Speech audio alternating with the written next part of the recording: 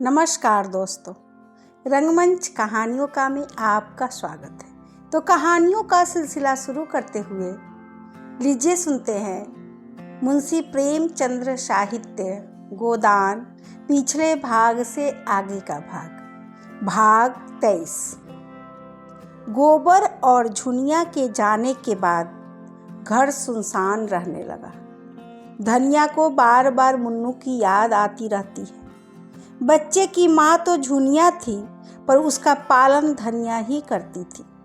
वही उसे उपटन मलती, काजल लगाती, सुलाती और जब काम काज से अवकाश मिलता उसे प्यार करती।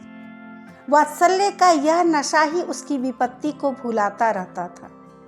उसका भोला भाला मक्खन सा मुंह देखकर वह अपनी सारी चिंता भूल जाती और स्नेह में गर्व से उसका हृदय फूल उठता। वह जीवन का आधार अब न था। उसका सूना खटोला देखकर वह रो उठती। वह कवच जो सारी चिंताओं और दुराशाओं से उसकी रक्षा करता था, उससे छिन गया था। वह बार बार सोचती, उसने झुनिया के साथ ऐसा कौन सा बुराई की थी जिसका उसने यह दंड दिया। डायन ने आकर उसका सोना सा घर मिट्टी में मिला दिया। गोबर ने तो कभी उसकी बात का जवाब भी न दिया था। इस राण ने उसे फोड़ा और वहां ले जाकर न जाने कौन कौन से नाच नचाएगी। यहाँ ही वह बच्चे की कौन बहुत परवाह करती थी। उसे तो अपनी मिस्सी काजल मांग चोटी से ही छुट्टी नहीं मिलती।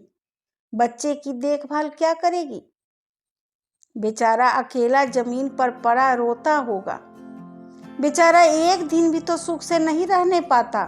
कभी खांसी, कभी दस्त, कभी कुछ। यह सोच सोचकर उसे झुनिया पर क्रोध आता।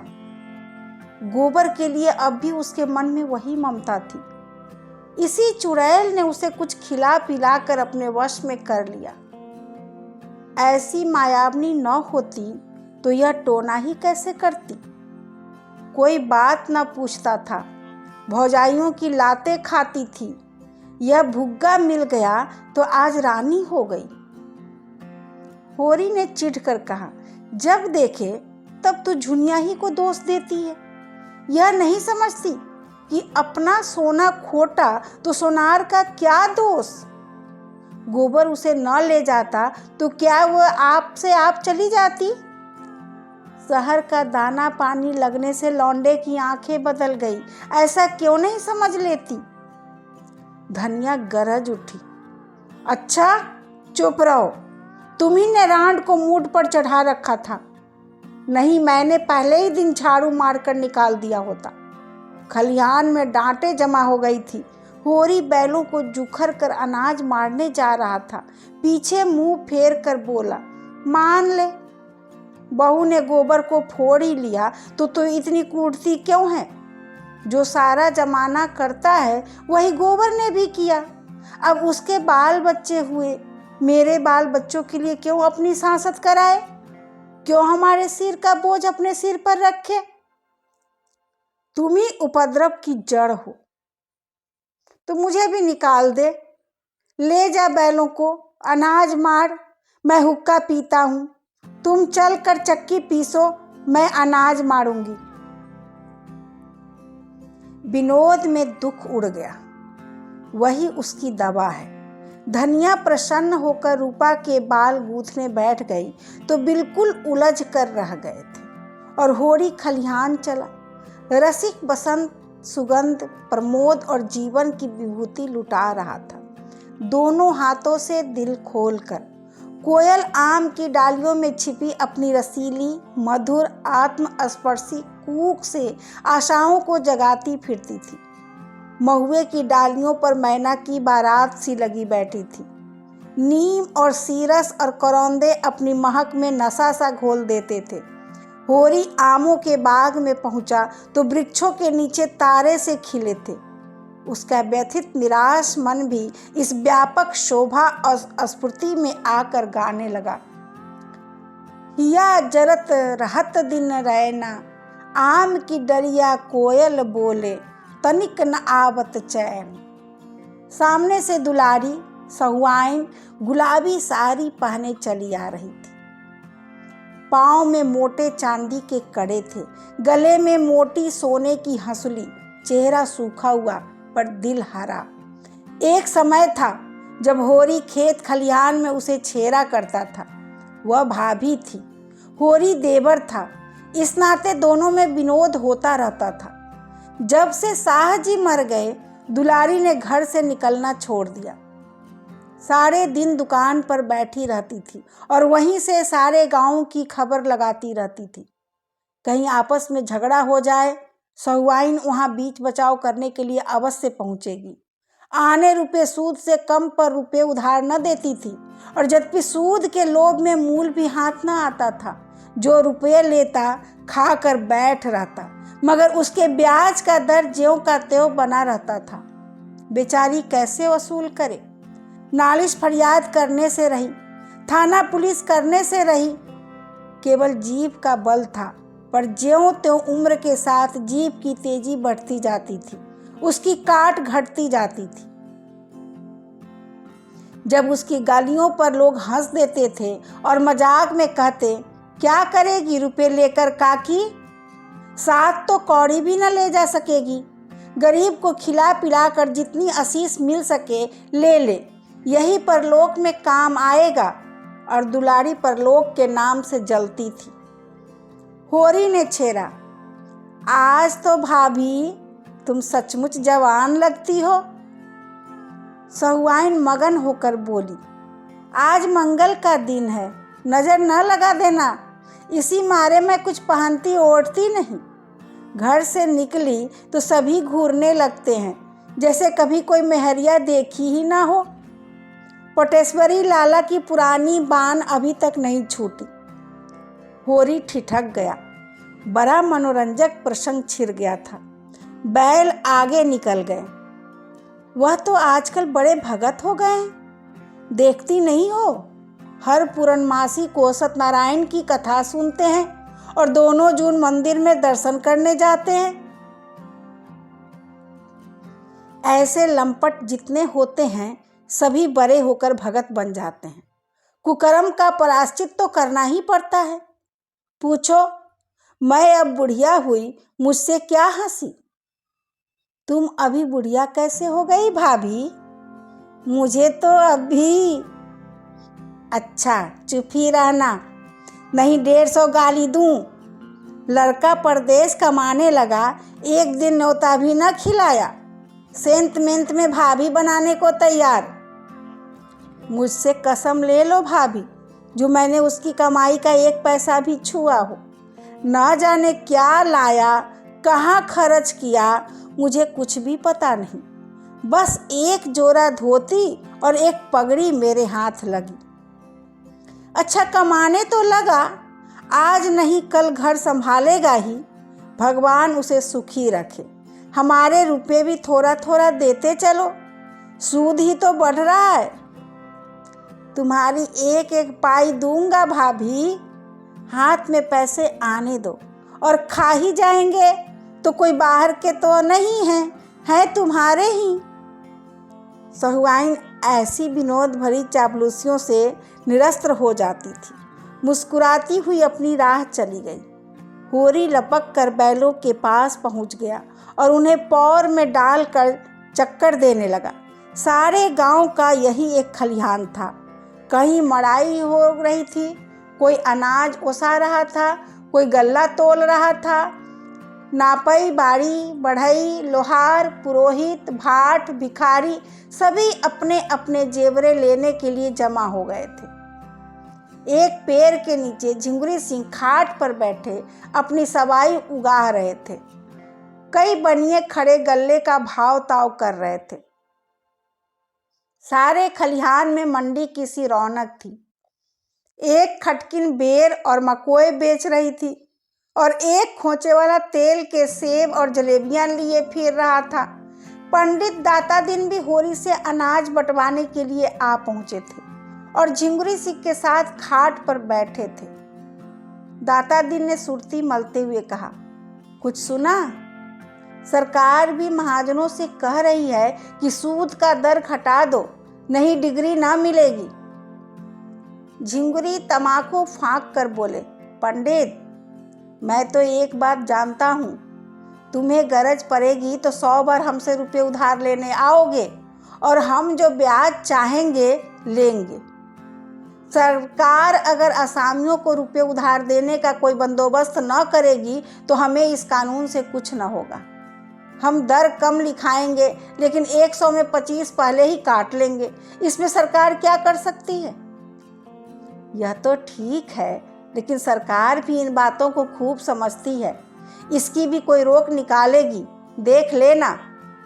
इसकी कोई रोक हो ही नहीं सकती। अच्छा, अगर वह शर्त कर दे जब तक स्टाम्प पर गांव के मुखिया या कारिंदा के दस्तखत न होंगे वह पक्का न होगा, तब क्या करोगे? आसामी का 100 बार गरज होगी, मुखिया को हाथ पांव जोड़ के लाएगा और दस्तखत कराएगा, हम तो 1/4 काट ही लेंगे। और जो फंस जाओ, जाली हिसाब लिखा और गए 14 साल को। झिंगुरी सिंह जोर से हंसा। तुम क्या कहते हो पंडित? क्या तब संसार बदल जाएगा? कानून और न्याय उसका है जिसके पास पैसा है। कानून तो है कि महाजन किसी असामी के साथ कराई न करे, कोई जमींदार किसी काश्तकार के साथ सख्ती न करे, मगर होता क्या है? रोज ही देखते हो, जमींदार मूसक बंधवा के पिटवाता है और महाजन लात और जूते से बात करता है। जो किसान पोढ़ा है उससे न जमींदार बोलता है न महाजन। ऐसे आदमियों से हम मिल जाते हैं और उनकी मदद से दूसरे आदमियों की गर्दन दबाते हैं। तुम्हारे ही ऊपर राय साहब के 500 रुपये निकलते हैं, लेकिन नोखेराम में है इतनी हिम्मत कि तुमसे कुछ बोले? वह जानते हैं तुमसे मेल करने में ही उनका हित है। आसामी में इतना बूता है कि रोज अदालत दौड़े। सारा कारोबार इसी तरह चलता जाएगा जैसे चल रहा है। कचहरी अदालत उसी के साथ है जिसके पास पैसा है। हम लोगों को घबराने की कोई बात नहीं। यह कहकर उन्होंने खलिहान का एक चक्कर लगाया और फिर आकर खाट पर बैठते हुए बोले, हाँ, मतई के ब्याह का क्या हुआ? हमारी सलाह तो है कि उसका ब्याह कर डालो, अब तो बड़ी बदनामी हो रही है। दाता दिन को जैसे ततैया ने काट खाया। इस आलोचना का क्या आशय था वह खूब समझते थे। गरम होकर बोले, पीठ पीछे आदमी जो चाहे बके, हमारे मुंह पर कोई कुछ कहे तो उसकी मूछें उखाड़ लो। कोई हमारी तरह नेमी बन तो ले।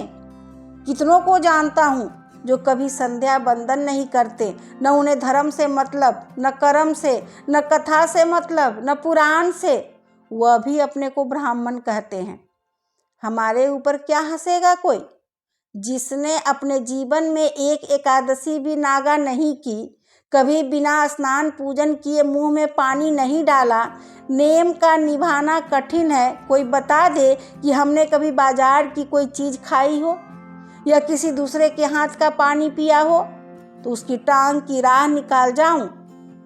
सिलिया हमारी चौखट नहीं लांघने पाती। चौखट बर्तन भाड़े छूना तो दूसरी बात है। मैं यह नहीं कहता कि मतई यह बहुत अच्छा काम कर रहा है, लेकिन जब एक बार एक बात हो गई तो यह पाजी का काम है कि औरत को छोड़ दे। मैं तो खुल्लम खुल्ला कहता हूँ, इसमें छिपाने की कोई बात नहीं। स्त्री जाति पवित्र है। दाता दीन अपनी जवानी में स्वयं बड़े रसिया रह चुके थे, लेकिन अपने नेम धर्म से कभी नहीं चुके। माता दीन भी सुयोग्य पुत्र की भांति उन्हीं के पद चिन्हों पर चल रहा था। धर्म का मूल तत्व है पूजा पाठ, कथा व्रत और चौका चूल्हा। जब पिता पुत्र दोनों ही मूल तत्वों को पकड़े हुए हैं तो किसकी मजाल है कि उन्हें पथभ्रष्ट कह सके? झिंगुरी सिंह ने कायल होकर कहा, मैंने तो भाई जो सुना था वह तुमसे कह दिया। दाता दीन ने महाभारत और पुराणों से ब्राह्मणों द्वारा अन्य जातियों की कन्याओं के ग्रहण किए जाने की एक लंबी सूची पेश की और यह सिद्ध कर दिया कि उनसे जो संतानें हुई वह ब्राह्मण कहलाई और आजकल के जो ब्राह्मण है वह उन्हीं संतानों की संतान है। यह प्रथा आदि काल से चली आई है और इसमें कोई लज्जा की बात नहीं। झिंगुरी सिंह उनके पांडित्य पर मुग्ध होकर बोले, तब क्यों आजकल लोग वाजपेयी और सुकुल बने फिरते हैं? समय समय की प्रथा है और क्या। किसी में उतना तेज तो हो, विष खाकर उसे पचाना तो चाहिए। वह सतयुग की बात थी, सतयुग के साथ गई। अब तो अपना निवाह बिरादरी के साथ मिलकर रहने में है, मगर करूं क्या, कोई लड़की वाला आता ही नहीं। तुमसे भी कहा, औरों से भी कहा, कोई नहीं सुनता, तो मैं क्या लड़की बनाऊं? झिंगुरी सिंह ने डांटा, झूठ मत बोलो पंडित। मैं 2 आदमियों को फांस फूंस कर लाया, मगर तुम मुंह फैलाने लगे तो दोनों कान खड़े करके निकल भागे। आखिर किसके बिरते पर 1500 मांगते हो तुम? 10 बीघे खेत और भीख के सिवा तुम्हारे पास और क्या है? दाता दीन के अभिमान को चोट लगी। दाढ़ी पर हाथ फेर कर बोले, पास कुछ न सही, मैं भीख ही मांगता हूँ, लेकिन मैंने अपनी लड़कियों के ब्याह में 500 दिए हैं, फिर लड़के के लिए 500 क्यों न मांगूं? किसी ने सेंत मेंत में मेरी लड़की ब्याह ली होती तो मैं भी सेंत में लड़का ब्याह लेता। रही हैसियत की बात, तुम जजमानी को भीख समझो, मैं तो उसे जमींदारी समझता हूँ। बंक घर, जमींदारी मिट जाए, बंक घर टूट जाए, लेकिन जजमानी अंत तक रहेगी। जब तक हिंदू जाति रहेगी तब तक ब्राह्मण भी रहेंगे और जजमानी भी रहेगी। सहालग में मजे से घर बैठे 100-200 फटकार लेते हैं। कभी भाग लड़ गया तो 400-500 मार लिया। कपड़े, बर्तन, भोजन अलग, कहीं न कहीं नित्य कार्य परोजन पड़ा ही रहता है। कुछ न मिले तब भी 1-2 थाल और 2-4 आने दक्षिणा के मिल ही जाते हैं। ऐसा चैन न जमींदारी में है न साहूकारी में। और फिर मेरा तो सिलिया से जितना उबार होता है उतना ब्राह्मण की कन्या से क्या होगा? वह तो बहुरिया बनी बैठी रहेगी, बहुत होगा रोटियां पका देगी। यहाँ सिलिया अकेली 3 आदमियों का काम करती है और मैं उसे रोटी के सिवा और क्या देता हूँ? बहुत हुआ तो साल में 1 धोती दे दी। दूसरे पैर के नीचे दादा दीन का निजी पैरा था। 4 बैलों से मड़ाई हो रही थी। धन्ना चमार बैलों को हाँक रहा था। सिलिया पैरे से अनाज निकाल निकाल कर ओसा रही थी और माता दीन दूसरी ओर बैठा अपनी लाठी में तेल मल रहा था। सिलिया सांवली छरहरी बालिका थी, जो रूपवती न होकर भी आकर्षक थी। उसके हास में, चितवन में, अंगों के विलास में हर्ष का उन्माद था, जिससे उसकी बोटी बोटी नाचती रहती थी। सिर से पांव तक भूसे के अणुओं में सनी पसीने से तर, सिर के बाल आधे खुले, वह दौड़ दौड़ कर अनाज ओसा रही थी, मानो तन मन से कोई खेल खेल रही। माता दीन ने कहा, आज सांझ तक नाच बाकी न रहे सिलिया, तू थक गई हो तो मैं आऊं? सिलिया प्रसन्न मुख से बोली, तुम काहे को आओगे पंडित, मैं संध्या तक सब ओसा दूंगी। अच्छा, तो मैं अनाज ढो ढो कर रखाऊं, तू अकेली क्या क्या कर लेगी? तुम घबराते क्यों हो? मैं ओसा भी दूंगी, ढो कर रख भी आऊंगी। पहर रात तक यहाँ 1 दाना भी न रहेगा। दुलारी सहुआइन आज तक अपना लेहना वसूल करती फिरती थी। सिलिया उसकी दुकान से होली के दिन 2 पैसे का गुलाबी रंग लाई थी। अभी तक पैसे न दिए था। सिलिया के पास आकर बोली, क्यों री सिलिया, महीना भर रंग लाए हो गया, अभी तक पैसे नहीं दिए? मांगती हूँ तो मटक कर चली जाती है। आज मैं बिना पैसा लिए ना जाऊंगी। माता दिन चुपके से सरक गया था। सिलिया का तन और मन दोनों लेकर भी बदले में कुछ न देना चाहता था। सिलिया अब उसकी निगाह में केवल काम करने की मशीन थी और कुछ नहीं। उसकी ममता को वह बड़े कौशल से नचाता रहता था। सिलिया ने आंख उठाकर देखा तो माता दिन वहां न था। बोली, चिल्लाओ मत सहुआइन, यह ले लो 2 की जगह 4 पैसे का अनाज। अब क्या जान लोगी? मैं मरी थोड़े ही जाती थी।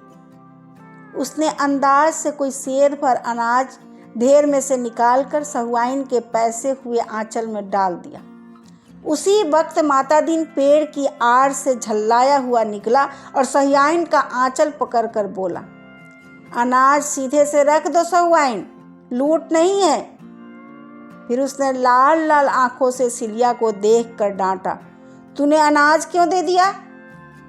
किससे पूछ कर दिया? तू कौन होती है मेरा अनाज देने वाली? सहुआइन ने अनाज ढेर में डाल दिया और सिलिया हक्का बक्का होकर माता दीन का मुंह देखने लगी।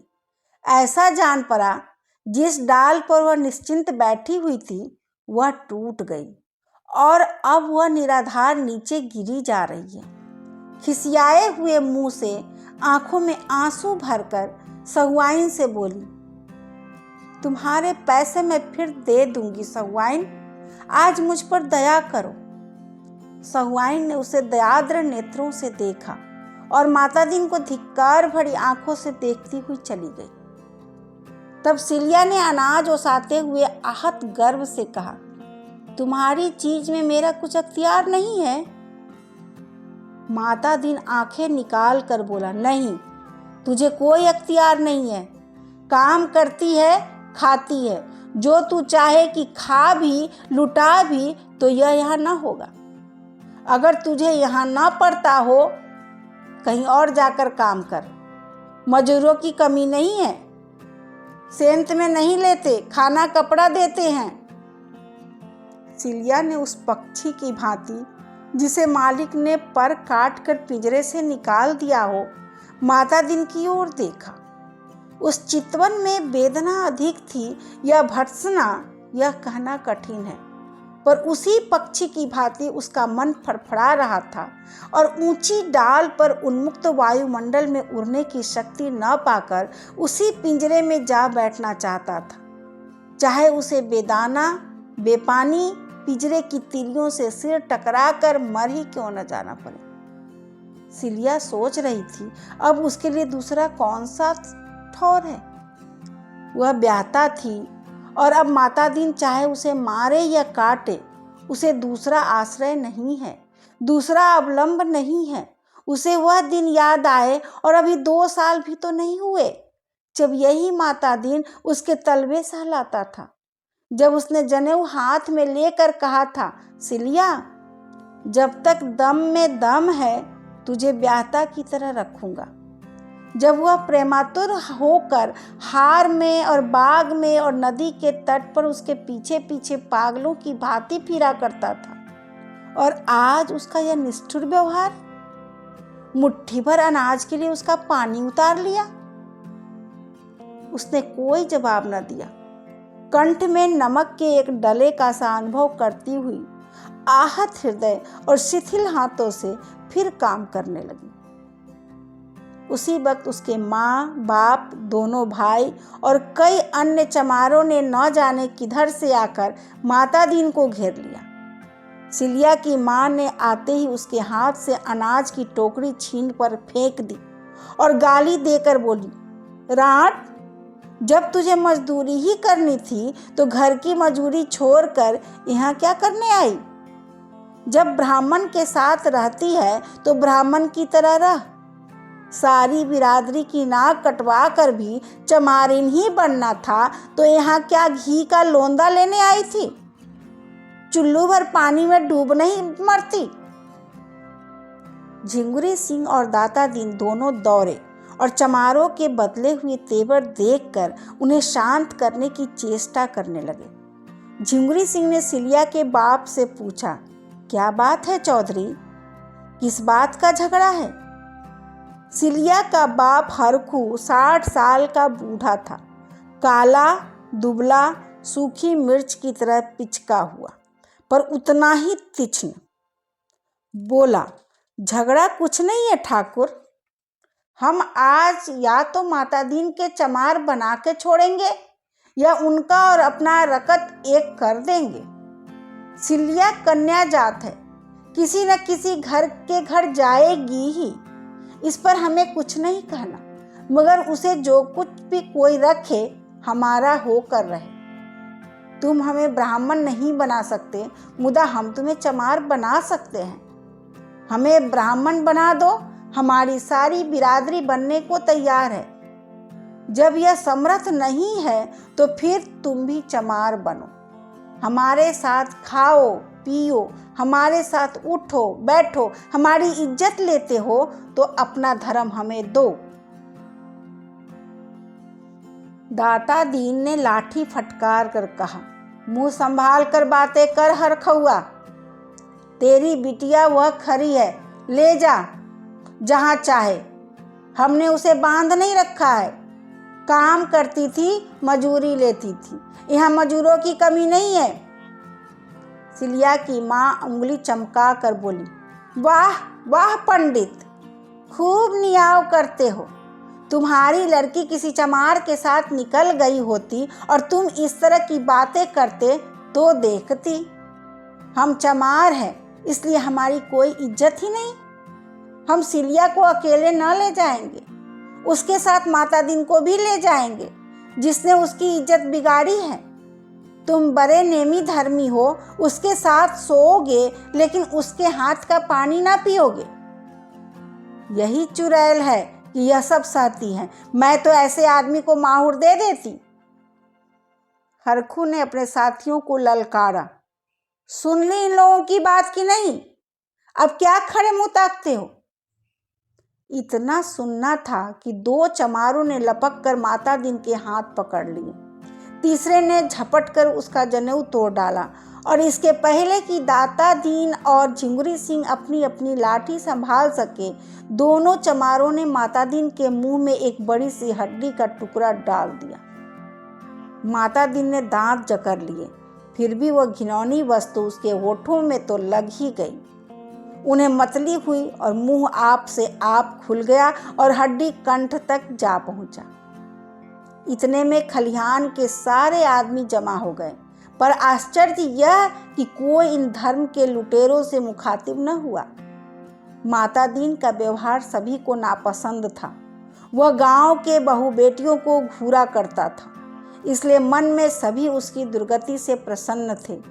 हाँ, ऊपरी मन से लोग चमारों पर रोब जमा रहे थे। होरी ने कहा, अच्छा अब बहुत हुआ हरखू, भला चाहते हो तो यहाँ से चले जाओ। हरखू ने निडरता से उत्तर दिया, तुम्हारे घर में भी लड़कियां हैं होरी मातो, इतना समझ लो, इस तरह गांव की मर्जाद बिगड़ने लगी तो किसी की आबरू न बचेगी।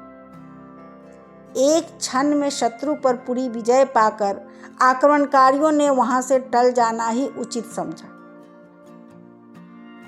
जनमत बदलते देर नहीं लगती, उससे बचे रहना ही अच्छा है। माता दीन कह कर रहा था, दाता दीन ने उसकी पीठ सहलाते हुए कहा, एक एक को 5-5 साल के लिए न भेजवाया तो कहना, 5-5 साल तक चक्की पिसवाऊंगा। हरकू ने हेखड़ी के साथ जवाब दिया, इसका यहाँ कोई गम नहीं, कौन तुम्हारी तरह बैठे मौज करते हैं, जहाँ काम करेंगे वहीं आधा पेट दाना मिल जाएगा। माता दीन कह कर चुकने के बाद निर्जीव सा जमीन पर लेट गया, मानो कमर टूट गई हो, मानो डूब मरने के लिए चुल्लू भर पानी खोज रहा हो। जिस मर्यादा के बल पर उसकी रसिकता और घमंड और पुरुषार्थ अकड़ता फिरता था, वह मिट चुकी थी। उस हड्डी के टुकड़े ने उसके मुंह को ही नहीं, उसकी आत्मा को भी अपवित्र कर दिया था। उसका धर्म इसी खान पान छूत विचार पर टिका हुआ था। आज उस धर्म की जड़ कट गई। अब वह लाख प्रायश्चित करे, लाख गोबर खाए और गंगाजल पिए, लाख दान पुण्य और तीर्थ व्रत करे, उसका मरा हुआ धर्म जी नहीं सकता। अगर अकेले की बात होती तो छिपा ली जाती, यहाँ तो सबके सामने उसका धर्म लूटा। अब उसका सिर हमेशा के लिए नीचा हो गया। आज से वह अपने ही घर में अछूत समझा जाएगा। उसकी स्नेहमयी माता भी उससे घृणा करेगी। संसार से धर्म का ऐसा लोप हो गया कि इतने आदमी केवल खड़े तमाशा देखते रहे, किसी ने चूं तक न की। एक क्षण पहले जो लोग उसे देखते ही पालागन करते थे, अब उसे देखकर मुंह फेर लेंगे। वह किसी मंदिर में भी न जा सकेगा, न किसी के बर्तन भारे छू सकेगा, और यह सब हुआ उस अभागिन सिलिया के कारण। सिलिया जहां अनाज ओसा रही थी, वहीं सिर झुकाए खड़ी थी, मानो यह उसी की दुर्गति हो रही है।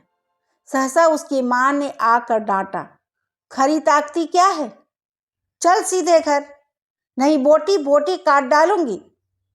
बाप दादा का नाम तो खूब उजागर कर चुकी, अब क्या करने पर लगी है। सिलिया मूर्तिवत खड़ी रही। माता पिता और भाइयों पर उसे क्रोध आ रहा था। वह लोग क्यों उसके बीच में बोलते हैं। वह जैसे चाहती है रहती है, दूसरों से क्या मतलब। कहते हैं यहाँ तेरा अपमान होता है, तब क्या कोई ब्राह्मण उसका पकाया खा लेगा, उसके हाथ का पानी पी लेगा। अभी जरा देर पहले उसका मन माता दीन के निठुर व्यवहार से खिन्न हो रहा था, पर अपने घर वालों और बिरादरी के इस अत्याचार से उस विराग का प्रचंड अनुराग का रूप दे दिया।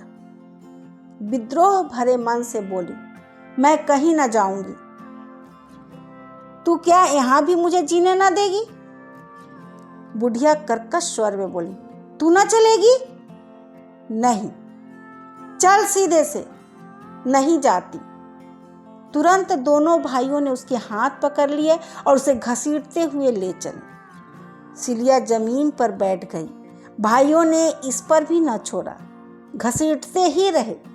उसकी साड़ी फट गई, पीठ और कमर की खाल छिल गई, पर वह जाने पर राजी न हुई। तब हरकू ने लड़कों से कहा, अच्छा अब इसे छोड़ दो, समझ लेंगे मर गई, मगर अब जो कभी मेरे द्वार पर आई तो लहू पी जाऊंगा। सिलिया जान पर खेल कर बोली, हाँ, जब तुम्हारे द्वार पर जाऊं तो पी लेना। बुढ़िया ने क्रोध के उन्माद में सिलिया को कई लातें जमाई, और हरखू ने उसे हटा न दिया होता तो शायद प्राण लेकर ही छोड़ती।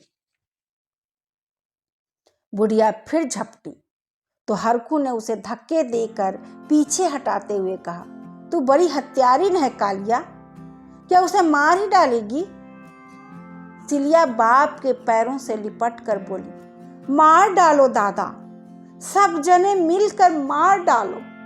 हाय अम्मा, तुम इतनी निर्दयी हो, इसलिए दूध पिलाकर पाला था, और सौर में ही क्यों ना गला घोट दिया। हाय, मेरे पीछे पंडित को भी तुमने भ्रष्ट कर दिया, उसका धर्म भी लेकर तुम्हें क्या मिला।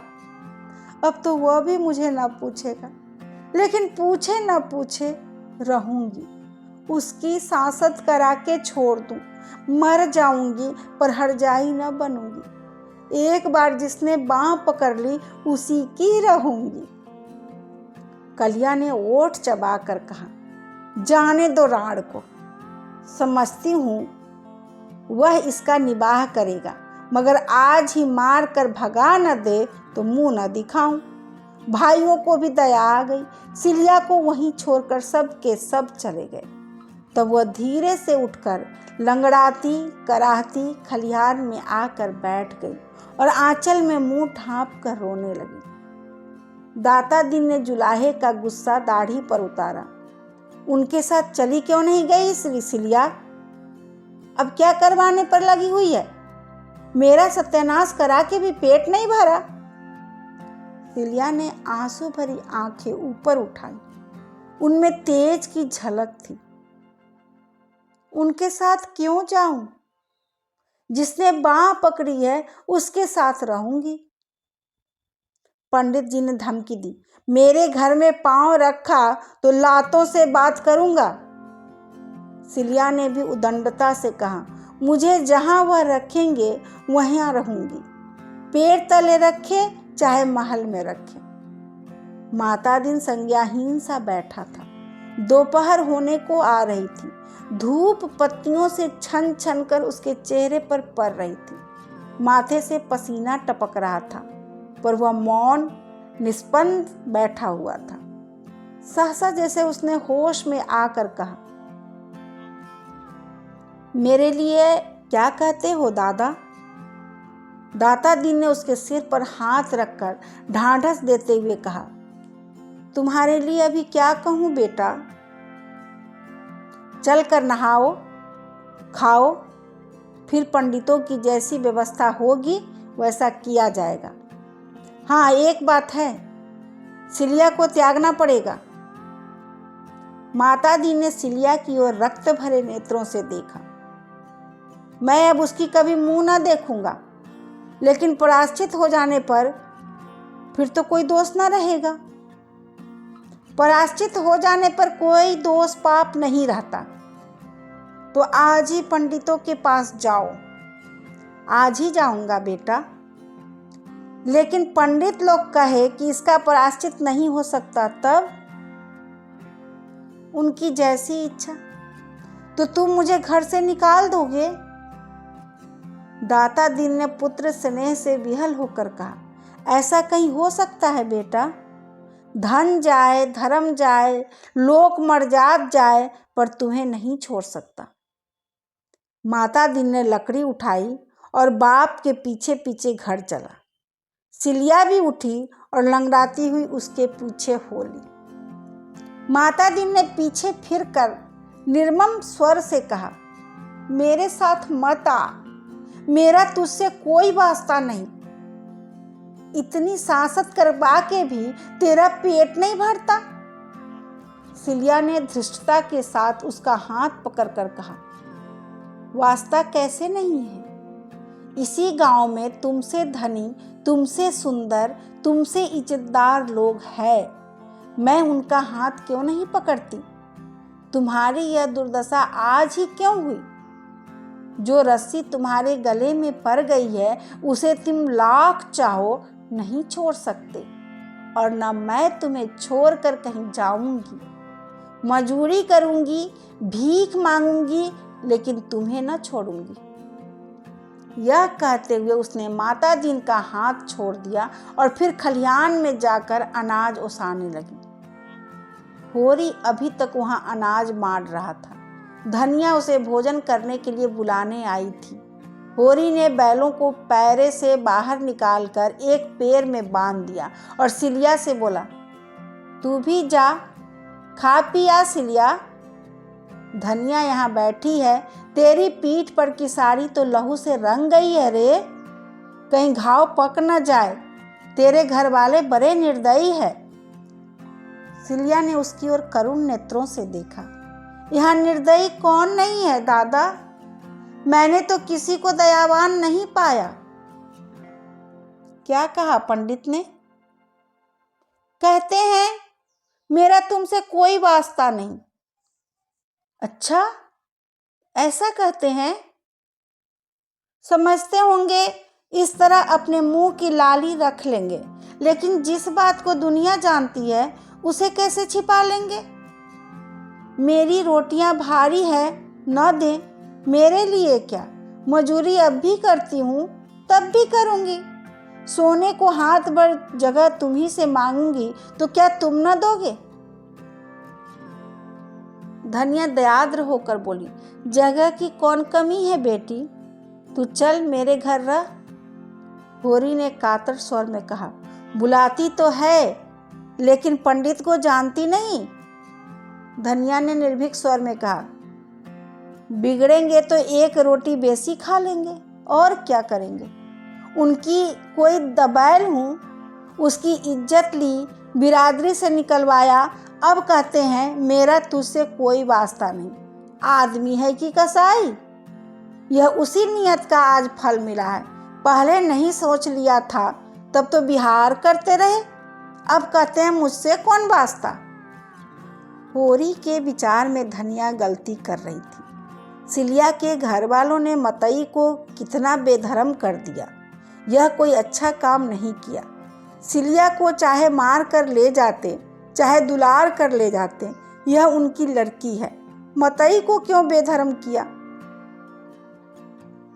धनिया ने फटकार बताई, अच्छा रहने दो, बड़े न्यायी बने हो, मर्द मर्द सब एक होते हैं। इसको मतई ने बेधर्म किया तब तो किसी को बुरा न लगा, अब जो मतई बेधर्म हो गए तो क्यों बुरा लगता है? क्या सिलिया का धर्म धर्म ही नहीं? रखी तो चमारिन, उस पर नेमी धर्मी बनते हैं। बड़ा अच्छा किया हरकू चौधरी ने, ऐसे गुंडों की यही सजा है। तू चल सिलिया मेरे घर। न जाने कैसे बेदर्द माँ बाप है कि बेचारी की सारी पीठ लहूलुहान कर दी। तुम जाके सोना को भेज दो, मैं इसे लेकर आती हूँ। होरी घर चला गया और सिलिया धनिया के पैरों पर गिरकर रोने लगी। अभी आप सुन रहे थे मुंशी प्रेमचंद्र साहित्य गोदान, पिछले भाग से आगे का भाग, भाग 23। धन्यवाद।